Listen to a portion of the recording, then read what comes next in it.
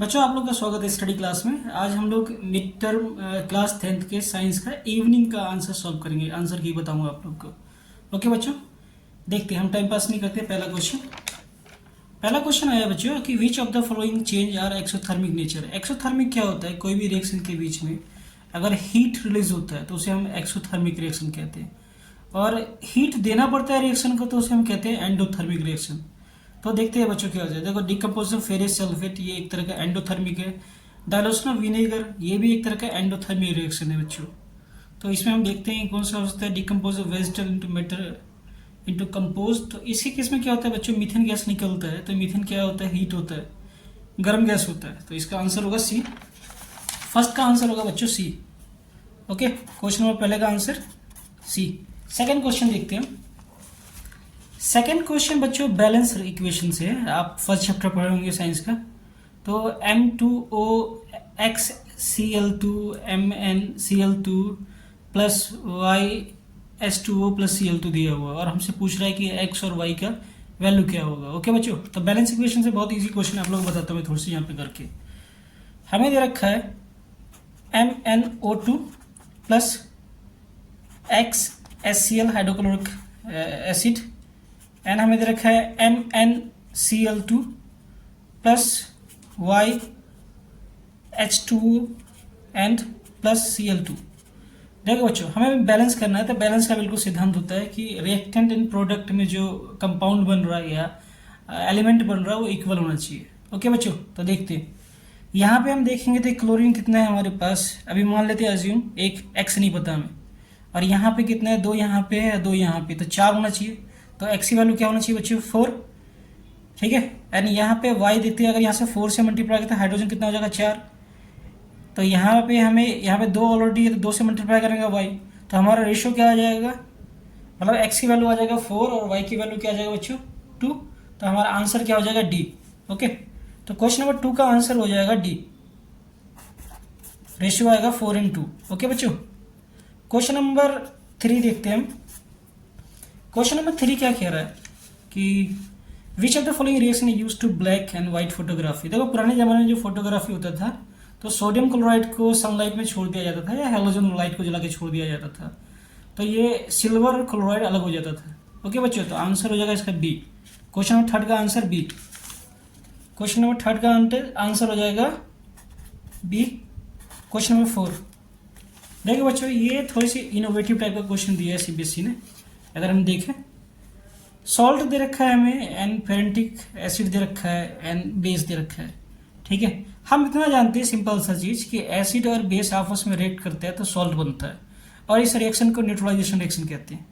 ठीक है बच्चों, अगर हम नेचर की बात करें तो इसमें से कौन सा सही है हमें ये बताना है। ओके, तो क्वेश्चन नंबर 4 में अगर डी ऑप्शन देखें, सोडियम कार्बोनेट सॉल्ट बना है जब हमने night carbonic acid plus base sodium hydroxide को रिएक्ट किया, तो न्यूट्रलाइजेशन इसी केस में मिलेगा। तो आंसर हो जाएगा चौथे का डी। ओके, चौथे का आंसर हो जाएगा डी बच्चों। क्वेश्चन नंबर 5 देखते हैं। क्वेश्चन नंबर 5 हमसे कह रहा है कि कौन सा इसमें करेक्ट है। देखो, विनेगर में जो होता है वो एसिटिक एसिड होता है, तो ये बिल्कुल इनकरेक्ट है। नेटल स्टिंग में मेथोनिक एसिड होता है, ये बिल्कुल सही है। टोमेटो में ऑक्सैलिक एसिड होता है, बिल्कुल सही है। लेमन में सिट्रिक एसिड होता है, ना कि एसिटिक एसिड होता है। तो बच्चों, हमारा आंसर केवल 2nd एंड 3rd सही है। तो आंसर क्या होगा? सी। पांचवें का आंसर हो जाएगा सी। ओके बच्चों, क्वेश्चन नंबर 6 देखते हैं। कह रहा है ring cartilage present in. Ring cartilage किस में होता है बच्चों? हमारे गर्दन में होता है, थ्रोट में। तो आंसर क्या हो जाएगा छठे का? बी। क्वेश्चन नंबर 6 का आंसर हो जाएगा B. Question number 7। Question number 7 कह रहा है कि स्टोमेटा ओपन व्हेन। एक स्टोमेटा कब ओपन होता है? It needs carbon dioxide for photosynthesis, ये बिल्कुल सही बात है बच्चों। दूसरा कहते हैं it does not need carbon dioxide for photo, ये तो बिल्कुल गलत बात है। Water flows out of the guard cells. ठीक है, और ये जब वाटर रिलीज करता है ट्रांसपिरेशन से, तो जब वो पानी बाहर रिलीज करता है तो गार्ड सेल स्टोमेटा को ओपन करता है। तो ये बात बिल्कुल ठीक है। तो आंसर क्या हो जाएगा पहले का? 1st and 3rd। तो हम देखते हैं कि क्वेश्चन नंबर 7 का क्या ऑप्शन है। तो क्वेश्चन नंबर 7 का आंसर हो जाएगा बी। आंसर हो जाएगा बी। ओके बच्चों, दूसरा देखते हैं। नेक्स्ट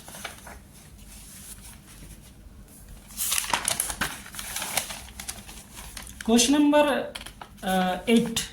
अगर 8 की बात करें बच्चे, an athlete after huge gap from the running suffered muscular cramps during the extensive workout session, this happen due to.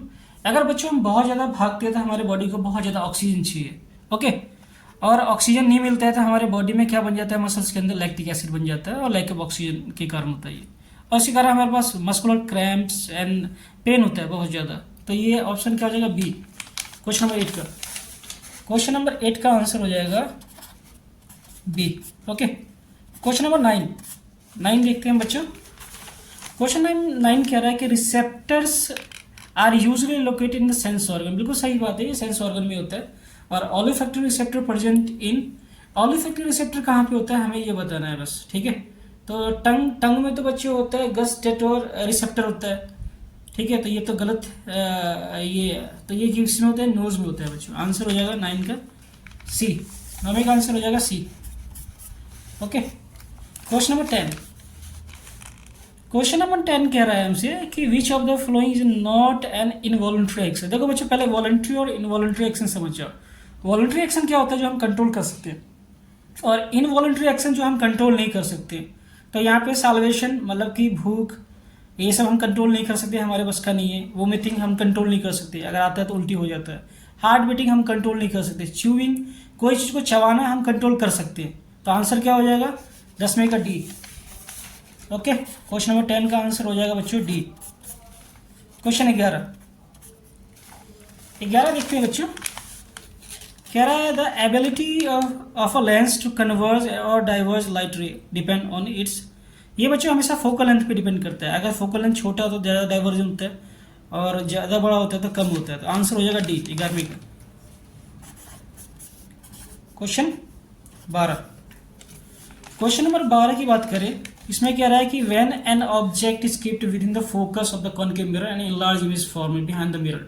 Behind the mirror अगर इमेज बनता है बच्चों तो ये हमेशा वर्चुअल होता है, ठीक है। और वर्चुअल बनता है तो इरेक्ट बनता है इमेज, इन्वर्टेड नहीं बनता कभी भी। तो आंसर हमारा क्या होगा, डी, 12वां का आंसर होगा D, okay.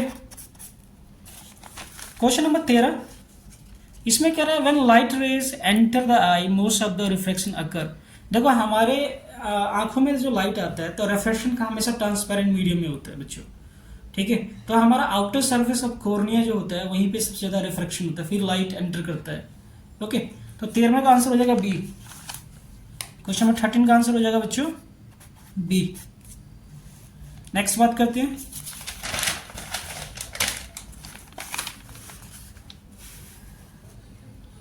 Question 14। A person with an eye defect can see distinct object clearly but can not see nearly object distinctly. The possible cause of this defective to. देखो बच्चों, जब आपने myopia, हाइपरमेट्रिया या प्रेसोबाइपिया पढ़ा होगा तो आपने डिफेक्टिव पढ़ा होगा क्यों होता है ये सब, ओके।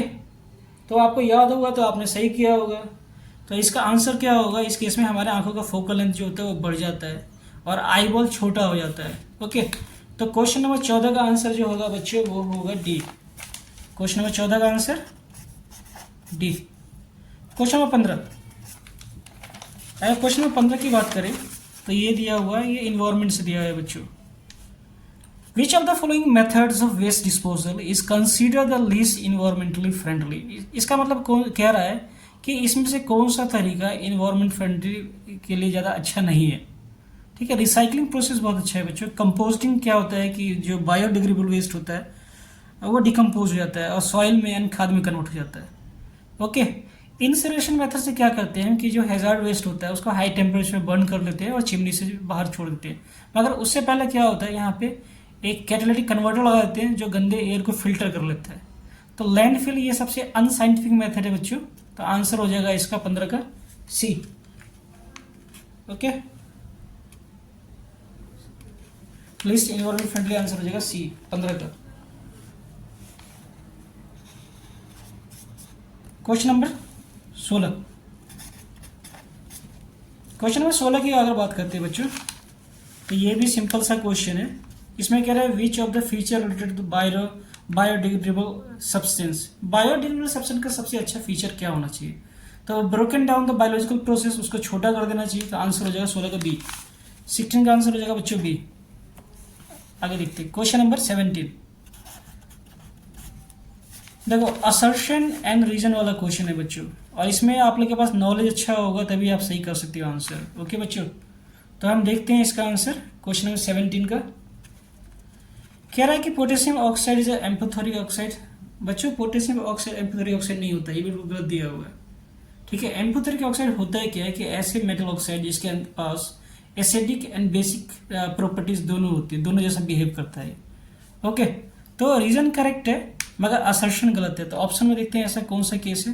तो ये रीजन इज इनकरेक्ट, डी के केस में होता है बच्चों। तो 17 का आंसर हो जाएगा डी। ओके, क्वेश्चन नंबर 18 कह रहा है कि deficiency growth hormone in human being leads to dwarfism, मतलब कि बौनापन होता है डिफेंस ग्रोथ हार्मोन की कमी के कारण। बिल्कुल सही बात है। Growth hormone is secreted bye pancreas, ये बिल्कुल सही गलत बात है बच्चों। पेनक्रियाज इंसुलिन हार्मोन बनाता है, ना कि ग्रोथ हार्मोन बनाता है। ये पिट्यूटरी ग्लैंड के अंदर होता है हमारे दिमाग में। ओके, तो रीजन इनकरेक्ट है और असर्शन बिल्कुल सही है। तो 18वां का आंसर हो जाएगा सी। क्वेश्चन नंबर 18 का आंसर हो जाएगा बच्चों सी। क्वेश्चन नंबर 19 देखते हैं। 19 कह रहा है कि concave mirror use to get wider field of view of the vehicles. देखो बच्चों बिल्कुल गलत असर्शन है। व्हीकल्स में हमेशा कॉन्वेक्स मिरर यूज किया जाता है वाइडर फील्ड के लिए, ये बिल्कुल गलत बात है। ठीक है, रीजन कह रहा है when an object within the focus of concave mirror then the enlarge image form. ये बात बिल्कुल ठीक है कि कॉनकेव मिरर्स में अगर फोकस के आसपास कोई ऑब्जेक्ट होता है तो हमेशा इनलार्ज बनता है। बिल्कुल सही बात है। ठीक है, तो रीजन बिल्कुल करेक्ट है मगर असर्शन क्या है हमारा गलत है। तो आंसर क्या हो जाएगा 19 में का D. Question number 20। Question number 20 में क्या कह रहा है बच्चों कि food chain generally do not consider more than 4 tropical level. आप लोगों ने ट्रॉपिक लेवल पढ़ा होगा बच्चों, ऐसा पिरामिड होता है, अगर आपने ध्यान दिया होगा तो इस टाइप का पिरामिड होता है। ठीक है, ये प्राइमरी हो गया जिसको प्रोड्यूसर कहते हैं, ये सेकेंडरी हो गया एंड ये टर्सरी हो गया, एंड नेक्स्ट जाएंगे तो इसको कह देंगे सेकेंडरी टर्सरी या फिर नेक्स्ट लेवल कह देंगे। तो जैसे जैसे हम ट्रॉपिकल लेवल में ऊपर जाते जाते हैं एनर्जी जो होता है वो डिक्रीज होते जाता है। ओके, एंड खाने के अंदर बायो क्या कहते हैं उसको बायो मैग्निफिकेशन बढ़ता जाता है, मतलब कि पॉइजन का जो रेट है बढ़ता जाता है। तो 4th लेवल पे भी जा रहे थे, बहुत डेंजरस है हमारे लिए। ओके, तो ये बात बिल्कुल सही कह रहा है। रीजन जो कह रहा है कि there is a loss of energy at each tropical level and very little usable energy remain after the 4 tropic level. बिल्कुल सही बात है। इसलिए जो इसके वेंजर्स होता है या फिर लॉयन की बात कर रहे हैं, ठीक है, वो लार्ज अमाउंट में खाते हैं क्योंकि उन्हें खाने में एनर्जी कम मिलता है। ओके, तो ये दोनों बात ठीक है क्वेश्चन नंबर 20 का। तो इसका आंसर हो जाएगा ए। ठीक है बच्चों, आप लोगों को अगर हमारा क्लास अच्छा लगा हो तो इसे लाइक कीजिएगा, सब्सक्राइब कीजिएगा एंड कमेंट कीजिएगा। अगर हमसे कुछ गलती हो जाती है तो आप हमें राय दीजिएगा। ठीक है, हमसे उसके लिए हम माफ़ी मांगते हैं। ओके बच्चों, थैंक यू।